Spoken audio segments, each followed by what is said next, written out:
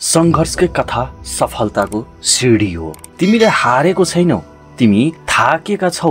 फरक बुझ्न सिक। जिन्दगीले धेरै पटक लडाउँछ, तर लड्नु भनेको हार होइन। लडेर उठ्नु नै असली जिन्दगी हो, असली जीत हो। कति पटक असफल भयो, कति पटक आलोचना सहयो, कति पटक आफन्तकै धोका सहयो, र तिमी अझै पनि बाँचिरहेका छौ, हिँडिरहेका छौ। यो भन्दा ठुलो सफलता के हुन्छ? जीवन त्यही दिनबाट सुरु हुन्छ जहाँ तिमी आँसु लुकाएर मुस्कान फेर्न सिक्छौ, जहाँ तिमी रिस हटाएर लक्ष्य सम्झन थाल्छौ, जहाँ तिमी एक्लो भएर पनि अघि बढ्न हिम्मत राख्छौ।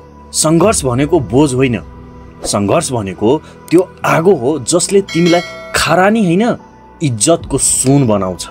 संसारले तिमीलाई त्यो दिन सम्झिन्छ जहाँ तिमी रोएका थियौ तर हार मानेका थिएनौ। त्यो रात सम्झ जहाँ छत थिएन, बत्ती थिएन, खाना थिएन, तर सपना थियो, आगो थियो, भरोसा थियो। सफल मानिसहरू फरक हुँदैन क्या, उनीहरूको संघर्ष सहने शक्ति फरक हुन्छ। हारमा पनि पाठ खोज्ने, दुखमा पनि दिशा खोज्ने, अन्धकारमा पनि उज्यालो खोज्ने, त्यही हो असली लडाकु, त्यही हो तिमी। आजको दुख भोलिको शक्ति हो, आजको गाह्रो भोलिको गर्व हो। त्यसैले है लड त, तर रुँदै रुँदै होइन, गर्जेर लड।